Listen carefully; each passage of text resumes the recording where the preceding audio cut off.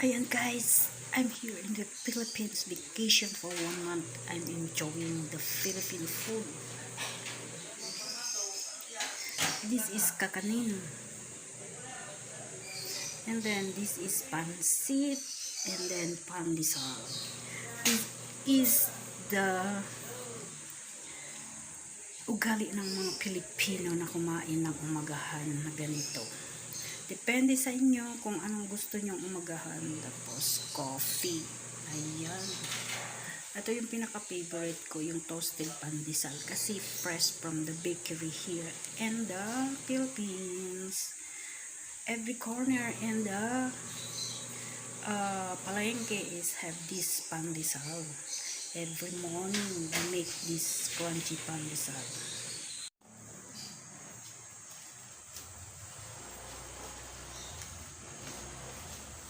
So hello guys, andito tayo sa Pilipinas at kakain tayo nito my favorite breakfast. So, very famous ito dito sa Pilipinas. Every morning, mayroong naglalako dito sa bahay namin. So, kakain tayo nito guys. Ang init-init dito sa Pilipinas kasi sana nasa inyo. So, hindi ko pa tapos yung aking bagahe na pinag-tuloy ko ng tapos ng unbox. So, kagigising ko lang. Tapos nagbibili ako nito sa kapatid ko ng pandesal at saka itong kakanin. So, ito yung breakfast ko dito. Wala ito doon sa abroad. So, ayan.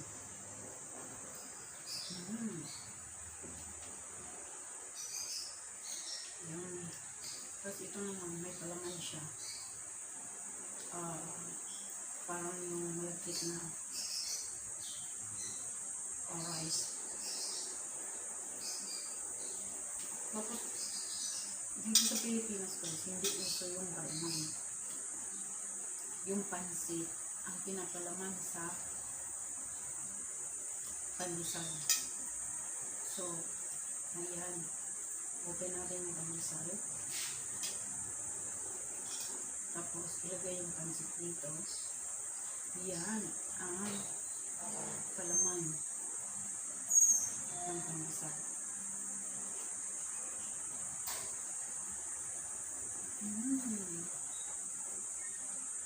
Yummy.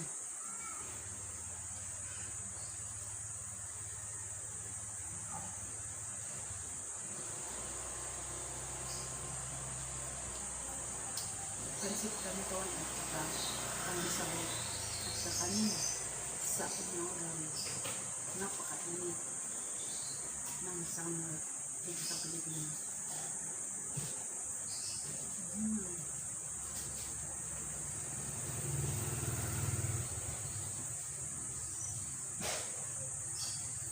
Yummy.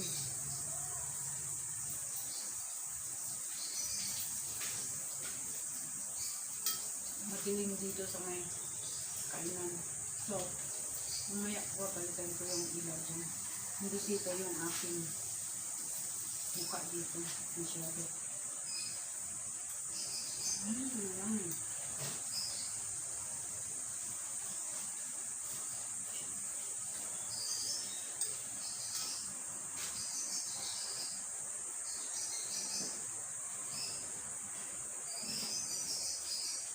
So, everyday, ganito yung breakfast ko.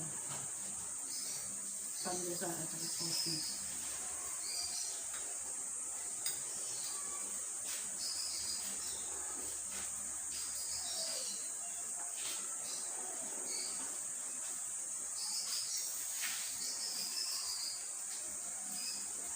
So, nga pala guys, kahapon, super delay yung flight ko. May isang tao na nangyayari sa akin.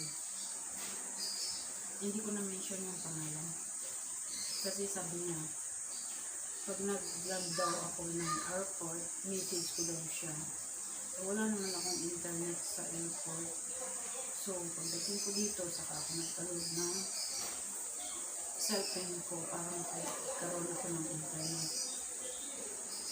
So, galit daw siya sa akin. So, wala akong magagawa kung balik ka sa akin. Kasi, nag-sorry naman ako sa'yo. Sabi ko, sorry, hindi ako maka-response at hindi ko makita yung message mo kasi nga, wala akong internet pag land ko ng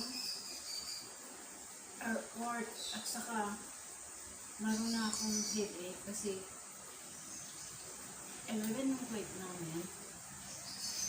Tapos, nakalis kami ng 1 o'clock. So, nag-landing kami almost 3 o'clock. Waiting for the luggage to come out. Tapos yun, nakakuha ako ng grab taxi almost 5 o'clock. So, nakarating ako dito ng 7 sa bahay. So, ngayon, dali-dali ako nagpakabit ng internet dito sa katabi namin. Sabi ko, can you connect me on the internet because I have something to message a friend. So, yun. Tapos, minisage ko na siya. Tapos, yun. Nakita ko yung message niya. Galit daw siya sa akin. So, kung galit ka sa akin, okay. Kainin ko nga pinagkanin ko. At saka ko nakainin.